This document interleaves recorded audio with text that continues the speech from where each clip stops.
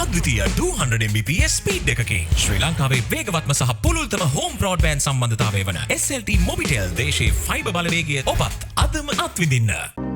හරිම සුදුයි.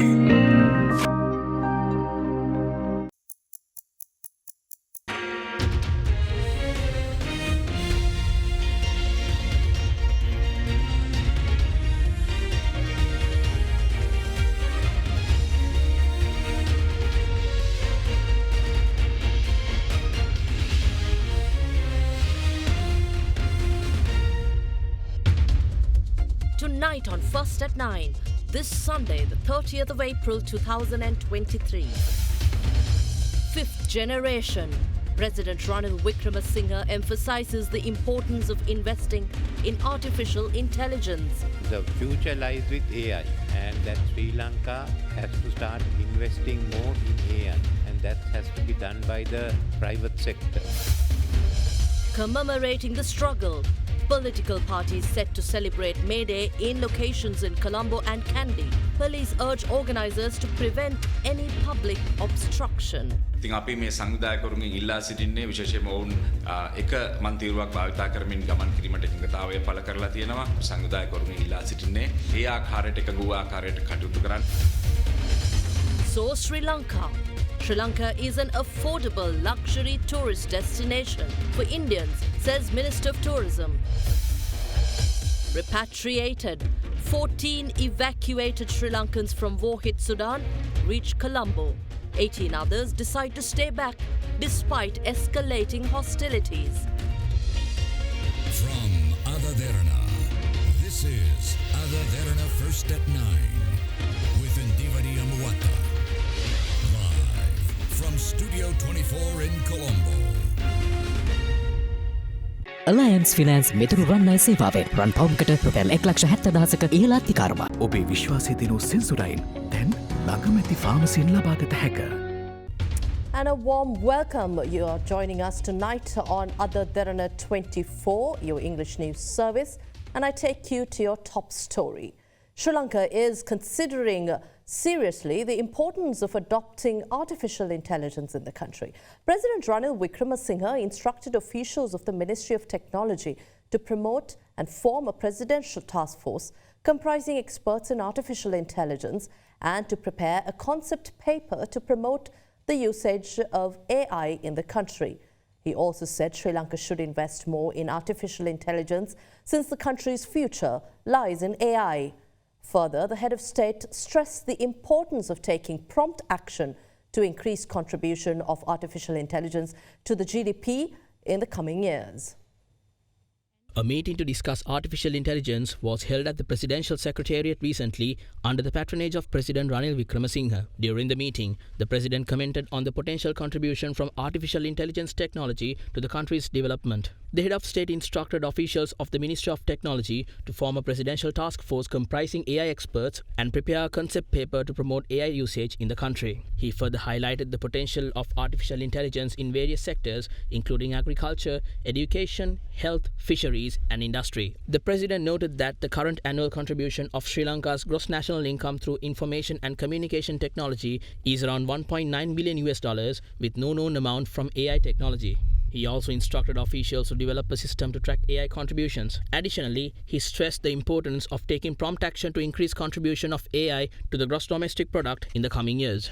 The future lies with AI, and that Sri Lanka has to start investing more in AI, and that has to be done by the private sector. So this is the reason that I have called you here today to get your views. We'll have a preliminary discussion on how we start, what are the advantages, what are the disadvantages. But next year I am setting aside ₹1 billion for be used in AI. Well, Industries Minister Ramesh Pathirana says his ministry has finalised the national industry policy and is now in the process of obtaining cabinet approval. Addressing the exhibition Industry 2023, the Industries Minister said government is working towards improving certain parameters of Sri Lanka, especially the ease of doing business. Industry 2023, the National Industrial Exhibition, was held in Battaramulla recently under the patronage of Minister of Industries Dr. Ramesh Pathirana. Minister of Industry is trying to bring down some of the statistics, some of the parameters that are covering two basic indicators, ease of doing business, which is at 99% out of 190 countries. There are certain parameters we can bring down or simplify easily with the help of the other institutions. Say for an instance, construction permits, starting a business, getting electricity, registering a property, we can easily improve. We are trying to do that with all the stakeholders. Paying taxes are improving with the new reforms. So hopefully during next 5 years time down the line, we can bring it down to 50th position out of 190 countries. We are far behind because our product basket is very smaller. I think Labour Minister is trying to resolve some of the issues and to bring down necessarily legislature to ensure that we have a free labour market so that it will facilitate the investors in this country. Liquidity, it's a major issue, but I was speaking to the governor of the central bank last night. He's of the view that he should be able to bring down the interest rates by the third quarter. And also on top of that, he's talking to the International Monetary Fund, the International Financing Corporation, to get a concessionary loan allowing up to $60 million to facilitate the small and medium sector entrepreneurs of this country. After much deliberations, we have finalized the national industrial policy that would be approved by the cabinet within a very short period of time, but needs to be amalgamated or supported by other policies like the monetary policy. School, we were having discussions with the Ministry of Education to start entrepreneurial circles in the school level, and also we are talking to the other higher education institutions, specifically to the universities, to ensure that we inculcate this entrepreneurial mindset or the innovation mindset in the minds of the Sri Lankan pupils. Founder of the initiative Aramuna, entrepreneur Dilil Jayavira, says it is essential to find immediate solutions to rising costs of capital that have gone to unbearable levels due to the economic crisis. Addressing a symposium of the Aramuna series, Dilil Jayavira said countries cannot move forward without creativity and entrepreneurship.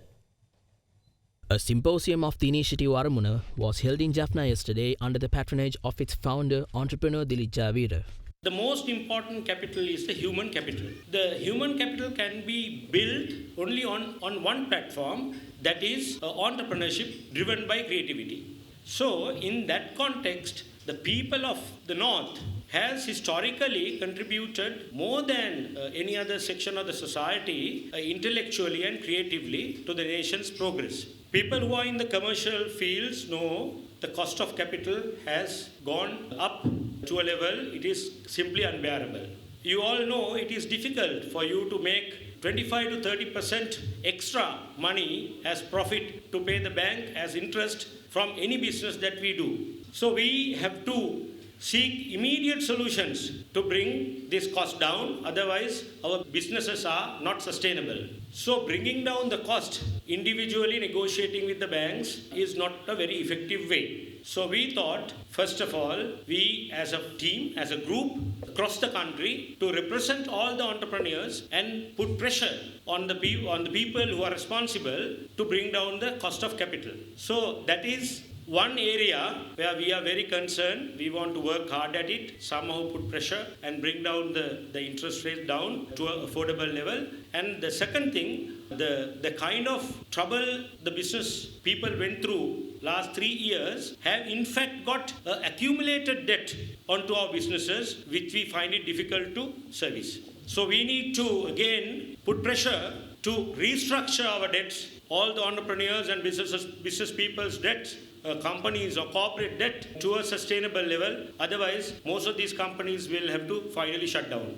If you take an unusual, creative, different approach to your existing business, which you have been doing for a long time, always you will see new opportunities to make your business more progressive and successful, even in a situation like this. We believe this kind of creativity should be encouraged or should be inbuilt to the state itself. When the state is not creative and entrepreneurial, country can't move forward. If we can all try together using this situation, which is an adverse situation, converting it to a positive situation, if we are to come out of it forever for this nation, not just for now, not just we can take some IMF facility or something short term. What we want is a long-term solution to this country so that this country's future is secured. May Day, or the International Workers' Day, will fall tomorrow to commemorate the struggles and gains made by workers and the labour movement. Most political parties in Sri Lanka, including the Sri Lanka Podujana Peramuna and opposition Samagi Jana Balawegaya, will hold their May Day celebrations in Colombo. The May Day commemoration of Sri Lanka Freedom Party and the Freedom People's Alliance will be held in Kandy tomorrow. Many political parties and trade unions have organised events tomorrow to celebrate the May Day, which is also known as the International Workers' Day. The May Day celebration of the United National Party will be held at the Sugaddasa Stadium under the patronage of senior party members. සාම්ප්‍රදායික නාස්තිකාර විනයක් නැති මේ රැලියක් නෙමෙයි විනයගරුක විධිමත් අභියෝග ජය ගන්න මේ රැලියක් පවත්වන්නේ. වර්තමාන ජනාධිපතිතුමා පක්ෂයේ නායකයා ඔහු මේ රටේ නිර්පාක්ෂික නායකයෙක් විදිහට තමයි මේ මොහොත වෙනකොට කටයුතු කරමින් ඉන්නේ. නමුත් පක්ෂයේ මේ දිනේ ඔහු Zoom තාක්ෂණය ඔස්සේ කතා කරන්න බලාපොරොත්තු වෙනවා. The Sri Lanka Podujana Peramuna meanwhile will hold their May Day celebration at the Campbell Park under the leadership of former President and party leader Mahinda Rajapaksa. අපිට ගහලා ගෙවල් ගිනි තියලා විනාශකාරී කටයුතු කරලා අපිව නවත්තන්න කාටවත් බෑ. මේ රට රැකගත්ත මේ රටට සංවර්ධනය ගෙනාපු නායකයා එක්ක මේ රටේ ජනතාව තාමත් ආදරෙන් ඉන්නවා කියන පණිවිඩය දෙන්න රැලියක් හැටියට තමයි මේ සංවිධානය කළේ. මහින්ද රාජපක්ෂ අපපක්ෂයේ නායකතුමාගේ ප්‍රධානත්වයෙන් මේ මැයි දිනේ හෙට පස්වරු 2:30ට කැම්බල් පිටියෙන් පැවැත්වෙනවා. හෙට මැයි රැලියෙන් බලා ගන්න පුළුවන්. පෙරටේ ජනතාව ඉන්න කාත් එක්ක. The May Day celebration of the main opposition Samagi Jana Balawegaya will be held tomorrow at the E.A. Gunasinghe ground in Peta. ශක්තිමත්ම මැයි දින රැළිය පවත්වන්න අපි දැන් සංවිධානය කරලා තියෙනවා. අපි බලාපොරොත්තු වෙනවා 60000කට වැඩිය පිරිසක් සම්බන්ධ වෙයි කියලා. The Sri Lanka Freedom Party will hold its May Day celebration adjacent the Central Market in Kandy under the patronage of its party chairman Maithripala Sirisena. අපේ බලාපොරොත්තු වෙනවා මහනුවර නගරයට ලංකාවේ විවිධ ප්‍රදේශවල අපේ ජනතාව මේ ස්ථානයට ළඟා වෙයි කියලා. The Freedom People's Alliance will hold its maiden May Day celebration in front of Sahaswena in Kandy. ජාත්‍යන්තර මූල්‍ය අරමුදලේ කොන්දේසි පාර්ලිමේන්තුව තුළ සම්මත කර ගැනීම හරහා රජය ක්‍රියාත්මක කරන්නට යන කම්කරු මර්ධනයට එරෙහිව කම්කරු ව්‍යාපාරයේ පෙරගමනක් යෑම වෙනුවෙන් නිදහස් ජනතා සභාවේ ප්‍රථම මැයි දින රැළිය සංවිධානය වෙලා තිබෙනවා. The May Day celebration of the Jatika Jana Balawegaya will be held in front of the Vihara Mahadevi Park in Colombo under the leadership of Anur Kumara Disanayaka. මර්ධන නීති ගෙනල්ලා ත්‍රස්තම් පනත් ගෙනල්ලා රටේම ජනතාව එලිමහන් සිරකඳවලක තබලා රනිල් වික්‍රමසිංහ ජනතාව ආණ්ඩුවට බය කරන්න හදන නීති ගේන වෙලාවක මේ ආණ්ඩුවට එරෙහිව සමස්ත වැඩ කරන ජනතාව සමග එක්ව රතු මැයි දිනේ සමරන්න අපි සූදානම් වෙනවා. With several May Day celebrations expected to kick off tomorrow, police media spokesperson Nihal Talduwa requests the organisers of rallies to not obstruct the general public.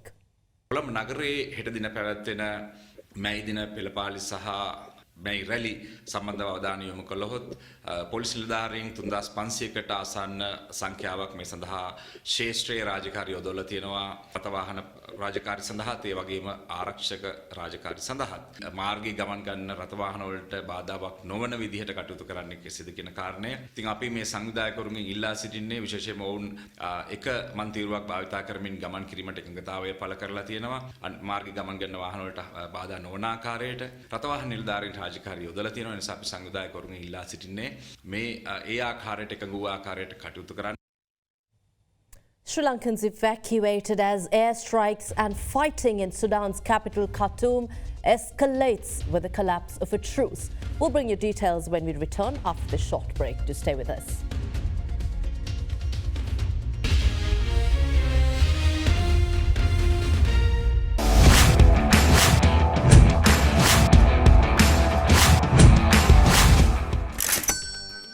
ගොඩමඩ පෙරලි කරන බලපුළුවන් කාරයා මහින්ද්‍රා යුවෝ ටීමෝ වෙතින්. වැඩම ගොඩයි ගොඩම තමයි ස්වරාජ් ට්‍රැක්ටර් ටීමෝ වෙතින්. මේ අලුත් අවුරුද්දේ හිත පිරෙන ගනුදෙනුවකට හොඳම තැන හිත ගිය තැන බැංකුව HNB. Welcome back to the news. The Ministry of Foreign Affairs has confirmed that 14 Sri Lankans evacuated from crisis-hit Sudan arrived at the Bandaranaike International Airport. Foreign Minister Ali Sabri emphasized that 18 others in Sudan had decided to remain there despite the intensification of fighting. 14 Sri Lankans who were successfully evacuated from war-affected Sudan arrived in Sri Lanka yesterday. The embassies of Sri Lanka in Riyadh and Cairo and the Consulate General of Sri Lanka in Jeddah have been working with the Saudi Arabian and Indian governments to evacuate the Sri Lankan nationals living in Khartoum after requests to be rescued. However, Minister of Foreign Affairs Ali Sabri said 18 other Sri Lankans decided to stay in Sudan despite the prevailing situation. The ministry affirmed that it will continue to monitor the situation in Sudan while remaining ready to assist any Sri Lankan requesting for repatriation. It is also reported that 40 more Sri Lankans are waiting to be repatriated to Jeddah, where Sri Lanka's Consulate General is located. Meanwhile, fighting reportedly intensified in Khartoum as the latest ceasefire, which was aimed at allowing people to flee to safety, was shattered. The Sudanese army said they are attacking the city from all directions with airstrikes and heavy artillery to flush out its paramilitary rivals. The latest truce is anyway due to end late today. Foreign countries have been evacuating their nationals amid the chaos. More than 500 people have been reported killed since fighting erupted on 15th of April between the army and the rapid support forces. According to reports, the death toll as well as the number of injured may be higher.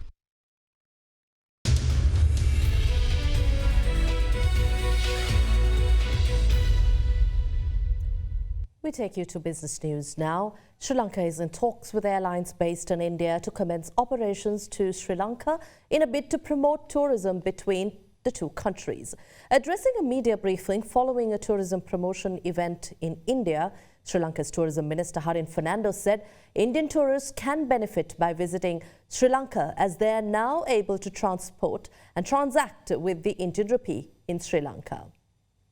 We are quite hopeful that Sri Lanka will go from strength to strength. And Sri Lanka is a small economy, but it's something that really can offer the world a lot. As you know, our highest income source is the foreign employment, but the second is highest is our tourism. So Sri Lanka is very much a tourist destination, we would say, and so we are promoting this. Quite a lot of sports tourism that we could do. The young cricket teams, academies that could come to Sri Lanka, they can play games, we can come here. So also Sri Lankan Airlines has 80 flights a week out of India, because India has a very strong domestic tourism arms and also airlines. But there are so many other airlines, so we are in the process of speaking. So all of those will come in, and there's be so much of opportunity for Indians to travel to Sri Lanka. So we're quite delighted, and one of the reasons why we are here is to say that Sri Lanka is open.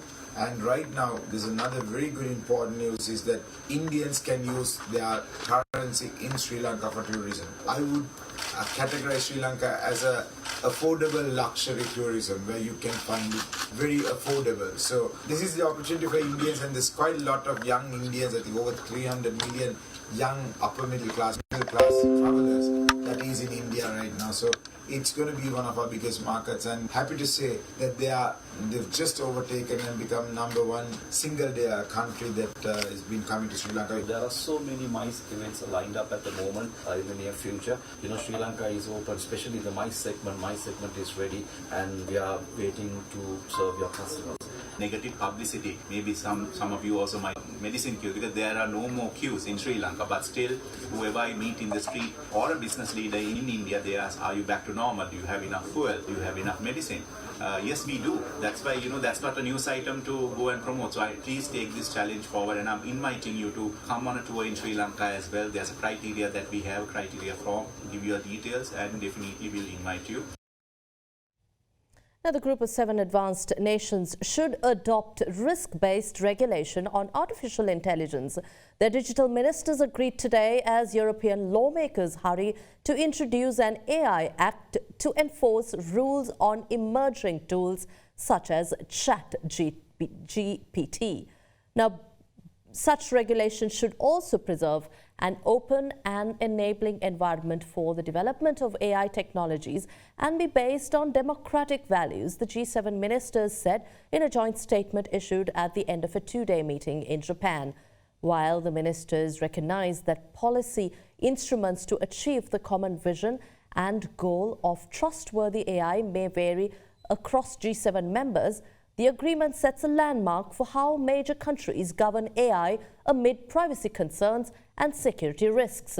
Governments have especially paid attention to the popularity of generative AI tools such as ChatGPT, a chatbot developed by Microsoft-based OpenAI that has become the fastest growing app in history since its November launch.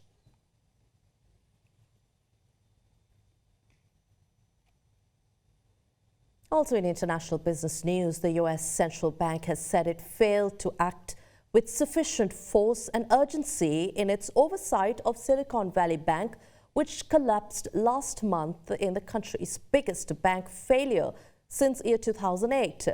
The conclusion is one of the main findings from the Federal Reserve's investigation of the episode. It sparked global fears about the state of the banking industry. The review comes as another US lender, First Republic, remains in trouble. US regulators are reported to be working on a potential rescue for the struggling firm, which was the 14th largest bank in the United States at the end of last year. Michael Barr, the Federal Reserve's vice chair for supervision, who led the review, said the US Central Bank should toughen its rules in response to what it had learnt from Silicon Valley Bank's demise. Well, that wraps up tonight's edition of First at 9 on AdaDerana 24. Thanks for tuning in. We'll see you again tomorrow at the same time. I'm Indivri Amuatta. Have a pleasant evening. Good night.